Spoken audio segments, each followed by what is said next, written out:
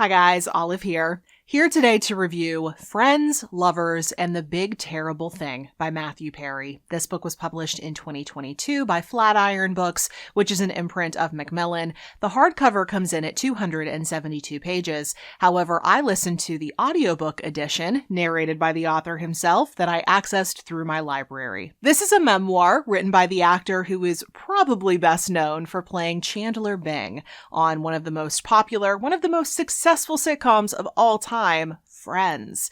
In this memoir, he starts off by discussing a medical emergency that he had in the not-so-distant past.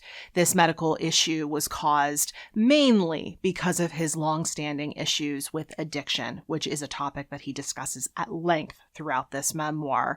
But then he rewinds and starts talking about his early life, growing up in Ottawa, Ontario, with his single mother. Later, she remarried, and so he was living with his mother, his stepfather, and the family they were building together. But he didn't feel that he fully belonged in this environment, so when he was not very old, he moved to California to live with his father, who was an actor. He was big into tennis as a teenager, but after that move to California, he realized that his talents couldn't quite compare to the people in California who have all year round to practice because of the amazing weather, versus Ottawa when he could only play a few months out of the year. And so he started developing an interest in following in his father's footsteps of becoming an actor.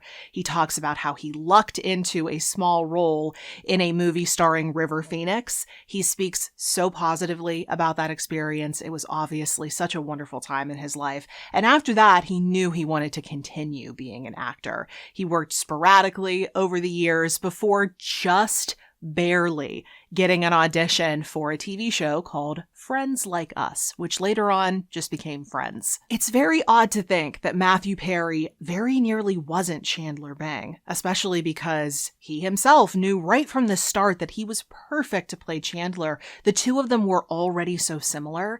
And then after all the actors got their roles, the writers started incorporating real parts of their personalities into these characters to make the characters feel richer. And so Matthew, or as everyone calls him, Matty, started to become even more intertwined with the character of Chandler. His tendency to crack a joke during a moment when he feels uncomfortable, or his notoriously bad luck in the love department, these became core pieces of who Chandler was. But another thing that Matthew Perry has in common with his character, Chandler, is that he's a very funny guy. And it shows in this memoir, especially if you listen to the audiobook like I did. He has such a great sense of timing, and his delivery of each and every line adds humor to basically everything, even some really hard moments in the memoir.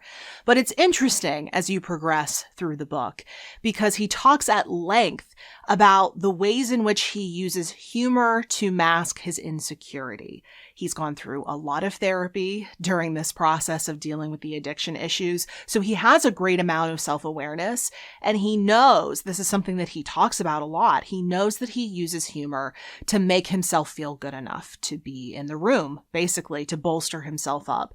He has a very low natural self-esteem, and so over the course of his life, he's used humor to feel like he belongs somewhere. But as he was cracking jokes throughout this memoir, I couldn't help but wonder, is he doing the same thing now?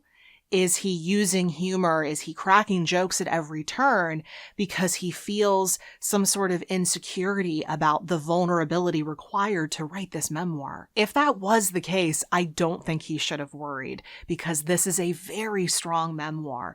You feel his presence. It's very solidly written, but most of all, it has a level of self-awareness that you don't always get out of a celebrity memoir.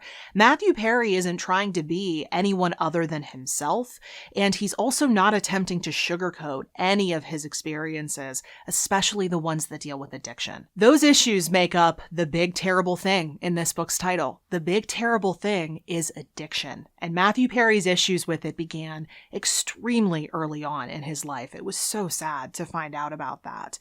But he is shockingly candid throughout this memoir about what he was using, when he was using, how much he was using, the periods in his life when he felt in control. He may have been using, but he felt in control. And then the times in his life when he felt very out of control and had to seek help.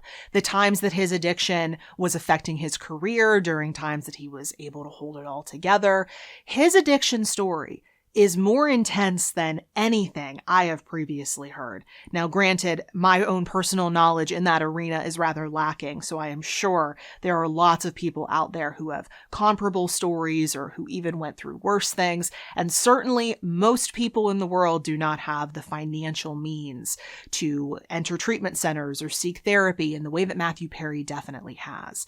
But let's just say, through reading this memoir, I was able to see that that figurative monkey on his back is more like a great ape. These issues have been made public previously. Of course, the media reported the first time that he went to rehab as he was still starring on Friends. They've reported on other things regarding his addiction, but also he himself has spoken out on a number of different occasions. And so I knew that that would be a hot topic of discussion in this memoir, and I was still really surprised at how honest he was willing to be about it all. And I was really shocked as he was talking about all the different things he was doing while starring on the biggest TV show at the time, all the things that he was doing, and he was still managing to keep it all together. These issues have represented the biggest struggle of his life. And so, of course, they're all over this book. Just that cycle of getting clean, getting back on track, and then relapsing and having to start the whole process over again. He says at one point in this memoir that he was perfectly capable of remaining sober, just so long as nothing happened, nothing went wrong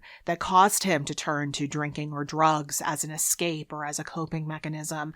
But as life tends to do, things went wrong on occasion, and the cycle would begin all over again. As I was going through this book, I realized that it started to feel very repetitive, relapsing and then getting clean, and then relapsing and then getting clean. But there was a moment as I was listening to him tell his own story that I realized if that feels repetitive in a just over 200-page memoir, how exhausting must that have been to live it? Matthew Perry has been extraordinarily fortunate in a number of different ways. He definitely does not argue that, but he expresses a few times throughout this book that he would happily give it all up if it meant he could just live a normal life without the urge to use.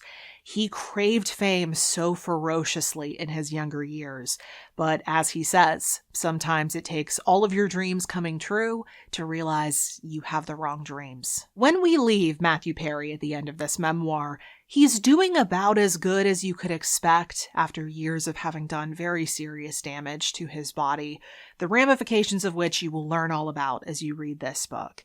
But it does seem like he's in a place of understanding himself better than he ever has. He understands why he did the things that he did in his past, but also he knows so much more now about what he wants for his future. Namely, he wants to find companionship. After years of dating women and then dumping them before they could leave him because of those feelings of insecurity, he would like to stop doing that and actually find someone to spend his life with. He talks about a lot of prior relationships throughout this book, and it's clear to both us and to him that a lot of those relationships were serious enough, were real enough to be forever, but he let them slip through his fingers, and it's something that he very obviously regrets. But most importantly, he wants to stay clean. He will never be without those issues. It is a disease and one that has brought him close to death more than once. But it is just so obvious as you read this book how much he wants to just live a healthy life and how much joy he finds in helping others get clean as well. Overall, I found this memoir to be a very harrowing but definitely rewarding read. Is it a perfect book? Absolutely not. Some of those admitted insecurities that Matthew Perry has, they do pop up here and there, and I do think he reveals probably a little bit more about people than I think he should have. I don't know how comfortable they felt or are going to feel now that this book is out, and I don't think that was entirely necessary. And also, those Keanu Reeves lines are really weird. If you don't know what I'm talking about, you will after reading the book, or if you Google it, you can find out what I'm talking talking about. But it's an example of a joke just going a little bit too far. I think an editor should have caught that. But Matthew Perry himself is far from perfect, something he is perfectly willing to admit and does so throughout this memoir, but he is a decent guy. If you are a fan of Friends, you will not want to miss this book. There is so much great information about the series in here, what the experience was like from his perspective, how much love he has for the cast and the crew, and really just the whole process. It was obviously a very creatively fulfilling, not to mention lucrative gig, and hearing some of the insider stories was a lot of fun. This is definitely one I recommend reading. But those were my thoughts on Matthew Perry's memoir. If you want to read this book, or if you've read it and have thoughts of your own, I would love to hear from you in the comment section below. If you want to get your hands on a copy of this book, you'll find links in the description box below. If you're on a mobile device, just go ahead and tap the title of this video and that will expand for you. And at the bottom of that exact same description box, you'll see links to everywhere you can find me around the internets, like Goodreads and Instagram, the two places where I'm the most active, if you would like to keep up with what I am reading and writing about right now. Thank you so much for watching. I hope you're having a wonderful day. I'll see you in the next video. Bye.